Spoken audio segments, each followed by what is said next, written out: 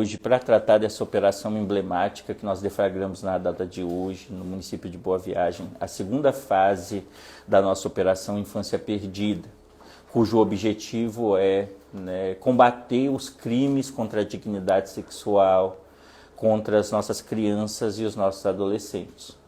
O embrião dessa operação foi a primeira fase que nós deflagramos em setembro de 2024, a partir de uma parceria com o Ministério Público, por intermédio da 2ª Promotoria de Justiça da comarca de Boa Viagem, que tem à frente o Dr. Alan Moitinho Ferraz, e também do brioso trabalho da Rede de Proteção, que eu quero aqui enaltecer, pois somente nos últimos 10 meses nós efetuamos 19 prisões contra indivíduos indiciados pelo cometimento de crimes contra a dignidade sexual de crianças e adolescentes. Um marco histórico para Boa Viagem, E tenho certeza que este trabalho árduo da Polícia Civil, da Rede de Proteção, do Ministério Público tem sido reconhecido em todo o Estado. A nossa luta incansável para fazer valer a justiça para as nossas crianças, para os nossos adolescentes que são vítimas desse crime que deixa sequelas que não podem ser superadas. Mas chegamos hoje à segunda fase, com 3 prisões. Uma delas que causou grande repercussão, tem causado aqui, pois nós prendemos hoje um empresário com a idade de 33 anos, um empresário muito conhecido em Boa Viagem. E essa investigação contra ele surgiu a partir de um familiar da vítima que nos procurou e nós acionamos o nosso brioso Conselho Tutelar da Infância e Juventude. E o nosso Conselho Tutelar ele realizou a escuta especializada, o retrato lúdico, e nós tivemos aí uma dimensão do sofrimento que essa adolescente experimentou, inclusive, que era uma prática contumaz, ela já tinha sofrido abuso por parte desse cidadão várias vezes. E não se restringia somente ao estupro de vulnerável, mas também como ela era exposta à prostituição, bem como também ela recebia, mesmo sendo uma adolescente, esse indivíduo ficou demonstrado ali no bojo do inquérito policial que esse indivíduo encaminhava conteúdo erótico para essa adolescente. E nós conseguimos, graças ao trabalho árduo do Conselho Tutelar e também da Promotoria de Justiça, porque quando eu assumi a titularidade na Delegacia Municipal de Boa Viagem, eu me deparei com essa realidade, onde nós tínhamos um trabalho árduo para poder colocar em ordem a demanda represada. E hoje, acho que o Conselho é uma peça-chave nesse trabalho de enfrentamento dos crimes contra a dignidade sexual que afligem nossas crianças e os nossos adolescentes. Pois sem o trabalho primoroso do Conselho é impossível que nós consigamos apurar, porque quem faz aqui em Boa Viagem a escuta especializada é o Conselho Tutelar. E antes disso, já vinha sendo capitaneado um trabalho de excelência por parte da 2ª Promotoria de Justiça, aqui através do Dr. Alan Moitinho Ferraz. Então, somados os esforços de todos esses atores no cenário aí de investigação, nós conseguimos hoje trazer essa segunda fase que consolida o trabalho da Polícia Civil, não somente no Sertão Central, mas em todo o Ceará, no enfrentamento dessa mazela que é a violência sexual contra as nossas crianças e os nossos adolescentes.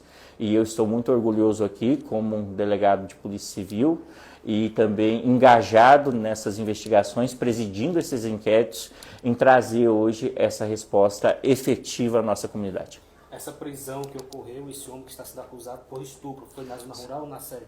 O Ministério Público, através da 2ª Promotoria de Justiça, que tem como titular o Dr. Alan Moitinho Ferraz, ofereceu denúncias contra esse cidadão pelo cometimento de 3 crimes, o crime de estupro de vulnerável, incontinuidade delitiva, ou seja, vários eventos, uma reiteração, e também os crimes de submeter essa adolescente à exploração sexual, bem como também repassar a ela conteúdo pornográfico.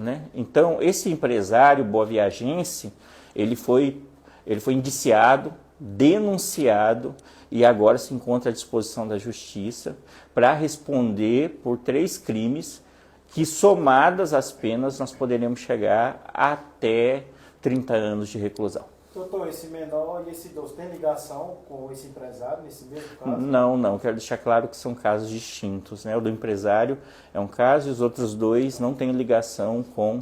Só foram dentro do mesmo espectro, dentro da atividade do Conselho Tutelar, da Rede de Proteção, da Polícia Civil e do Ministério Público na investigação dos crimes contra a dignidade sexual de crianças e adolescentes.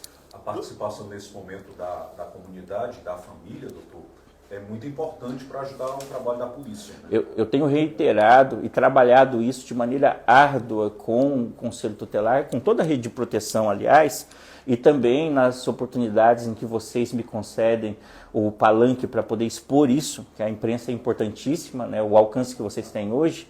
Eu tenho certeza aqui que muitos pais e muitas mães estão nesse momento sintonizados nos veículos que os senhores representam para receber essa mensagem da Polícia Civil do Estado do Ceará, no sentido de que é importantíssimo que vocês prestem atenção nos sinais externados pelos filhos de vocês, né? Os filhos, os familiares, enfim, as nossas crianças, os nossos adolescentes, porque na maioria dos casos, esses crimes, eles deixam uma marca, né, nítida, né? Seja numa queda de rendimento escolar, seja até em sintomas físicos. E o que é principal? Estabelecer o diálogo. O diálogo tem que ser normalizado. Hoje em dia, às vezes os pais, devido a essa questão, né, de o filho fica muito no telefone móvel, a gente não vê com tanta frequência aquele diálogo de outrora, onde os pais chamavam os filhos à mesa, conversavam. E é muito importante a gente restabelecer isso, porque para que haja a delação, para que uma criança, um adolescente revele que está sendo vítima de violência sexual, ele precisa ter esse link, essa conexão com o pai, com a mãe, com o professor, né? Não falo somente da família aqui, eu falo das pessoas que estão ligadas diretamente. Os professores, os nossos educadores, eles têm um papel preponderante nisso também. É muito importante alertar aqui, né, os nossos educadores, que eles têm o dever, né? Não é uma faculdade, é um dever. Os nossos educadores, eles têm o dever de, se perceberem qualquer mudança, né, fazer a comunicação ao Conselho Tutelar para que essa questão seja averiguada. E, obviamente, se o Conselho Tutelar, na evolução desse atendimento, entender que é através de uma escuta especializada, que é uma hipótese de atuação da Polícia Civil, eles vão trazer para nós. Ô, doutor, alguma ligação dessa vítima com o acusado? Sim, em todos esses casos aqui, eu quero deixar bem claro que existe uma relação, né? Por exemplo, esse empresário, ele é padrinho, né, dessa adolescente, né? No caso do rapaz de 21 anos que foi preso, ele é primo. E no caso desse senhor de 66 anos, tem um parentesco longínquo, mas também existe um parentesco. Por isso que eu alerto toda a comunidade do Ceará que está conectada conosco agora.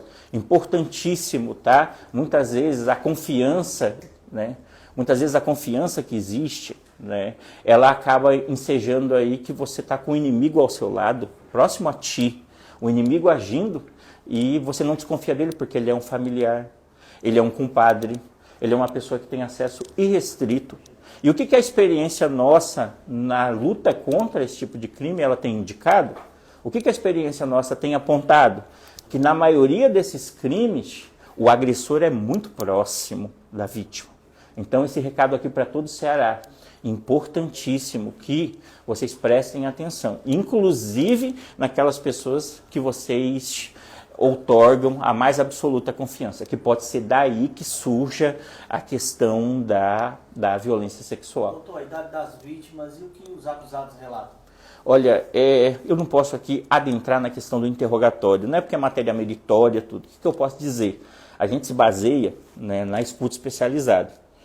Hoje, eu como delegado, eu não posso ouvir no interior da delegacia, para evitar a revitimização, eu não posso ouvir uma criança ou um adolescente que sejam vítimas de violência sexual, pois eu não tenho a formação necessária para conduzir essa oitiva.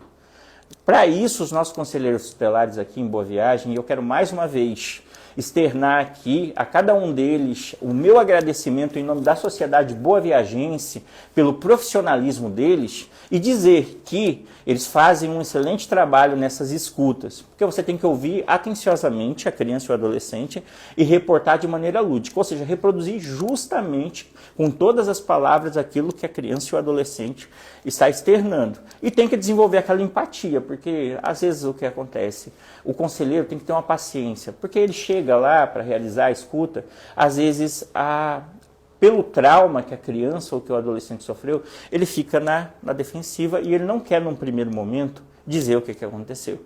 Ele simplesmente se cala, chora, enfim. E aí vai o profissionalismo do conselheiro, de ter essa sensibilidade, de ouvir, de sentar e até que o relato espontâneo proporcione a confecção do relatório de escuta especializada. Doutor, após as prisões, qual será o próximo passo a ser realizado pela polícia? Essas investigações elas foram deslindadas, né? Quem é o titular da ação penal pública incondicionada é o Ministério Público. Nesse caso, o Ministério Público entendeu que as nossas investigações elas não careciam de outras diligências. O nosso promotor de justiça, o doutor Alan Moitinho Ferraz, poderia perfeitamente ter solicitado a devolução do inquérito para que nós realizássemos outras diligências. Porém, o doutor Alan Moitinho Ferraz não exerceu essa prerrogativa que ele dispõe como representante ministerial. Ele entendeu que as nossas investigações, elas foram investigações elaboradas, criteriosas e que elas estavam com todos os elementos necessários para que o nosso promotor pudesse denunciar. Todos eles hoje já foram denunciados, eles já são réus, né? Quero deixar aqui bem claro, não são prisões ainda que estão condicionadas, atreladas a uma investigação em curso. As investigações elas foram concluídas. O Ministério Público, com base nesses inquéritos, ofereceu as denúncias. E esses indivíduos que foram hoje presos, eles estão respondendo já na condição de réus, sendo citados, serão citados, né, e vão ter que responder a essa persecução criminal. Alguma apreensão de algum material? Apreensão de celular, né? E esses celulares que foram apreendidos na data de hoje, eles serão, né, encaminhados ou ao Departamento de Inteligência Policial ou à Coordenadoria de Inteligência de acordo com a distribuição, a Coordenadoria de Inteligência da Secretaria de Segurança Pública e Defesa Social. E nós, se surgir, a partir dos registros desses celulares, quaisquer crimes, nós vamos abrir inquéritos complementares e investigaremos as informações relevantes que estiverem armazenadas nesses celulares. Doutor, quais os meios de denúncia? E acrescenta também, reforça, na realidade, que o sigilo é garantido, né? Isso que é importante a gente frisar para a população de todo o estado do Ceará, que creio que essa operação aqui, ela causou uma grande repercussão em todo o nosso estado. E para as pessoas que tenham o interesse em colaborar com pesquisem na internet os canais oficiais. A SSPDS tem, a Polícia Civil tem e a Delegacia de Polícia Civil de Boa Viagem tem. Se os senhores fizerem quaisquer denúncias, as informações que forem transmitidas serão mantidas sob o mais absoluto sigilo. E nós, como Polícia Civil, firmamos o compromisso de que essas informações serão cabalmente apuradas. O senhor tem números de quanto?